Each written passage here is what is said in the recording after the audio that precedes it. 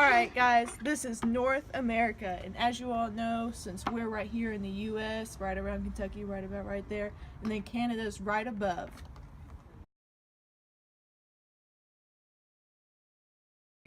During the Cold War, Canada got involved to protect allies such as the US. They did not fully agree with all of the US ideals, but they still provided aid. Some cite the Gozenko affair as the beginning of the Cold War. A Soviet embassy employee, Igor Gozenko, stole documents to give to Canada. Canada protected him to investigate the documents. The documents showed there were communists in Canada. The Canadian government didn't ban the Communist Party, but they did arrest members on the charges of treason. The Red Scare did not reach the same level of the US, but there were security checks for Canadian citizens. Canada joined many organizations that promoted peace. These organizations dragged Canada into many conflicts because of the membership. Conflict included the Berlin Airlift, the Vietnam War, and the Cuban Missile Crisis. Canada was anti-communist from the beginning of the Cold War. The Secretary of State for External Affairs, Lester Pearson, The Secretary of State for External Affairs, Lester Pearson, was shamed by people in the government because he did not believe in the better dead than red ideal. Canadian leaders knew that Canada couldn't defend itself against attackers without support from Western allies, such as the US, so they backed American decisions in the Cold War. The North Atlantic Treaty was intended to help Canada in terms of economic clauses. Overall, after the Trudeau era, when Canada and America had strong alliances, Canada gained a reputation as a helpful fixer because they sent in peacekeepers when the West was in need of help. Alright, what's up guys? I'm going to talk about Canada and the Cuban Missile Crisis. Alright, so Canada's involvement in the Cuban Missile Crisis was headed by the Prime Minister at the time, Diefenbaker, I don't know. U.S.'s President Kennedy consulted with other world leaders days after the crisis had already started. The Prime Minister doubted the information he was given and did not give his full-fledged support. He recommended UN inspectors entering Cuba to investigate. He refused to put Canadian troops on alert or go to DEFCON 3. His reluctance to support Kennedy stemmed from their relationship after the Rostow memo. He found the memo after a meeting with Kennedy, which outlined how the U.S. wanted Canada to behave.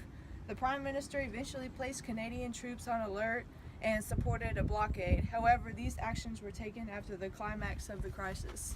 Alright, and then I'm going to talk about their involvement in Vietnam. So, Canada's officials' response to the Vietnam War was a neutral stance. However, many Canadian soldiers went south to the United States to enlist in the U.S. Army.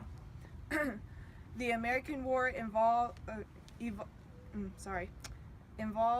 many other countries. Estimates of the number of Canadians involved was 3,000 troops. Okay, now we're going to move on to our mystery document. Our mystery document says that if a democratic society is to continue to exist, it must be able to root out the cancer of an armed revolutionary movement that is bent on destroying the very basis of our freedom. For that reason, the government, following an analysis of the facts, including requests of the government of Quebec and the city of Montreal for urgent action, decided to proclaim the War Measures Act. It did so at 4 a.m. this morning in order to permit the full weight of government to be brought quickly to bear on all those persons advocating or practicing violence as a means of achieving political ends. The War Measures Act gives sweeping powers to the government. It also suspends the operation of the Canadian Bill of Rights.